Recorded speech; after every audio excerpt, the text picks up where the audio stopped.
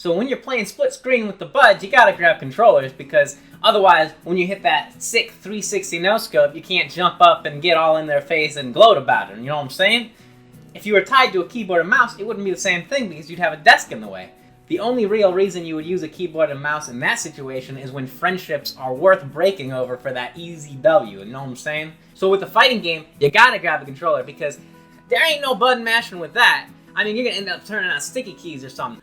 Nobody wants your sticky keys, Microsoft. Nobody wants your sticky keys. Alright, the next genre. Let's say a 3D platform like Mario. You need that 360-degree motion with the thumbstick that you don't get on a keyboard, because all you do is get the 8 directions with the WASD. And a keyboard, you only get one movement speed, whereas a controller is analog, so you can actually slightly push the thumbstick forward, where you can't do that with the keyboard. You can't slightly push the W key down. And then if we look at a 2D game, like say Mario, you're still going to want to use a controller because the keyboard sets no benefit to you whatsoever. Because that's the thing, keyboards, they honestly suck. Unless you're typing, there's no place for them in games. I guess maybe in RTSs if you're that good at them, because you get all those hotkeys. But even on a controller, a lot of buttons aren't used in most games. The thing is, a keyboard, it was designed to be typed on.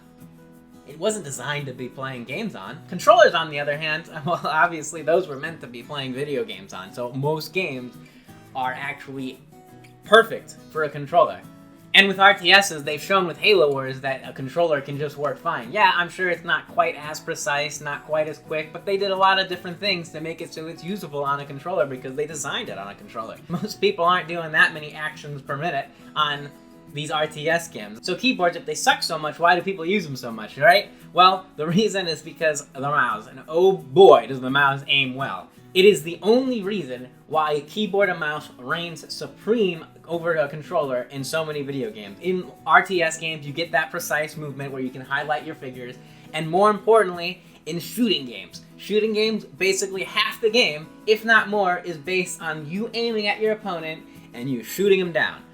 And with the controller, the thumbstick, you just can't get accurate. You're typically always tilting the thumbstick 100%, and you're waiting for it to get in the sights, to line it up. And this brings us to the real reason why I'm actually making this video. People are actually saying that they don't want crossplay because they are on the console and they don't want to face a keyboard and mouse player. Because the mouse was designed to just point something on the screen and click it. And in shooting games, that's like almost the whole game. So a lot of you would think, oh, with a keyboard and mouse, somebody who knows how to use it, they're just gonna stomp on pretty much anybody with a controller. And you know, there's a little bit of truth to that. The keyboard and mouse gives way more potential, and it doesn't even take that much practice. You can have a week at a mouse and bam, you're good. I've had a computer for less than a year and I'm already basically the same rank in Overwatch as I was on the Xbox One. So the learning curve, it's very minor. So then it's a little unfair if a console player is stuck using a controller, whereas a PC player has the mouse that really reigns supreme over, right? Console players really don't belong against PC players. That's complete BS. Every single game should be crossplay. And anybody who disagrees with that, I really think they're not putting enough faith in the developers to be able to come up with ways to integrate a mouse and keyboard compared to controllers.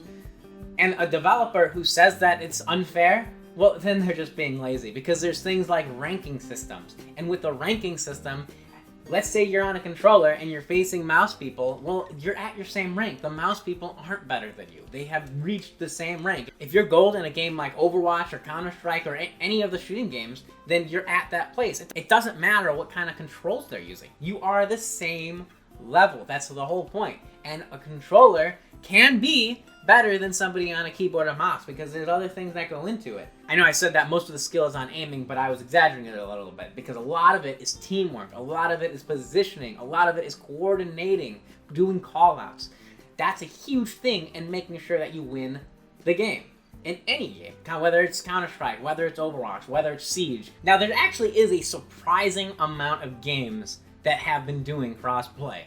And I want to give a shout out to Microsoft because they have been a forefront in cross-play, especially with their Play Anywhere. One of the reasons I give some massive props to Microsoft is because of the Xbox Live integration on PC. They have a pretty big advantage considering that the Xbox is their platform and that Windows is also their platform. So all you have to do is log into your Xbox Live account onto your computer and bam, all your friends lists are on there. Unfortunately, it doesn't seem like Microsoft's making a lot of games, so I can't give them too much props. One of the issues I have with Fortnite is that if you're on Xbox or PlayStation, the only way to play crossplay is if you plug in a keyboard and mouse. But on the flip side, a person on PC can never join a console lobby, even if they are using a controller, which I know people who do use controllers on PC because that's what they're used to. I mean, it's just really strange because they are only trying to protect the console players, and I don't understand why they need protection. They're gonna be their skill level that they're gonna be. And if all top 500 spots of Overwatch is taken up by keyboard and mouse players, then so be it. Plug a keyboard and mouse in and start using it. Oh wait, Xbox and PlayStation only allow keyboard and mouse support on certain games. Why? Why would they limit this? Now, the reason that you can't use a keyboard and mouse on a console in most games is because they think it's unfair, even though they have a ranking system. And even if you don't play competitive in most games, they have a hidden skill ranking that you get matched up so that it is fun for you. And if it doesn't, it's a lazy developer, or it's a game like Fortnite that's a battle royale that the game intention is for it to get harder as you get through the match. So one interesting to look at is the Zim. The Zim lets you plug a keyboard and mouse into your console, and it basically tricks it into thinking the keyboard mouse is a controller. And this is obviously something that's pretty controversial, and a lot of people are going to consider it cheating, which I guess, yeah, it's cheating because they don't support a keyboard and mouse on a console, and you're using a keyboard and mouse. Well, if they make a rule that you can't use it, then you shouldn't use it. However, if the option is already there, and you just have to spend $150 on the Zim to use a keyboard and mouse, then they should just make it allowed for everybody. Because they're not stopping anybody from using the Zim, and they've already said that they can detect when people are using things like Zims, and they don't do anything about it. They don't care. They just don't want a backlash of all of a sudden allowing keyboard and mouse, and then people who are on controller say, oh, it's not fair. I mean, it's so clear that they're just trying to protect console players. The thing is, though, they don't care about protecting PC players. One of the games that does the best job of cross-platform is Rocket League. You literally tick a box that says cross-platform enabled, and then you play cross-platform. And it doesn't protect the PC players because on Rocket League, it's a game that you're definitely going to want to use a controller for. Keyboard and mouse is a disaster. You just don't want to use a keyboard and mouse on Rocket League. I've tried it, it's awful. But it's not like they have separate lobbies for keyboard and mouse users. No, everybody's just in the one. If you're on PC and you're using a keyboard and mouse, you're gonna get paired up with people using controllers because that's what the game is designed around. Just like shooting games nowadays really are designed around a keyboard and mouse. The only shooting game that's designed around a controller nowadays is Halo because of all of their aim assists, bullet magnetism, bullet friction, tons of things to make it easier on a controller. In fact, you can play Halo 5 on PC for free, and if you go on there, you'll see how much better a controller actually is with Halo, which shows that a controller is a viable option if the developers want to put the time in. So we'll see how that changes when it comes around with the Halo Master Chief Collection, assuming that it's not broken on release this time. Disappointment.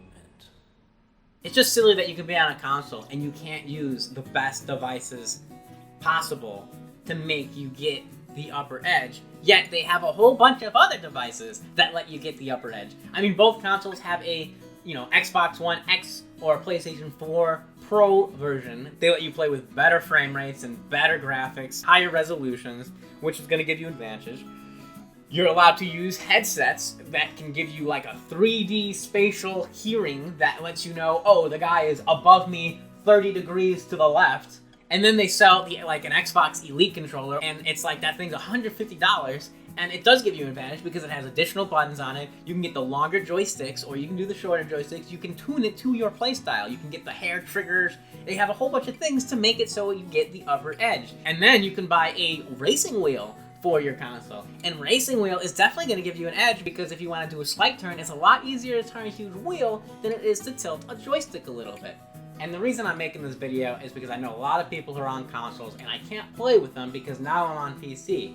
And it's disappointing because there's no reason for it. They've shown with a lot of games like Sea of Thieves, Rocket League, Gears of War, you got Fortnite, Minecraft, there's Halo Wars. It's an RTS that is cross-platform, and it works. It works well.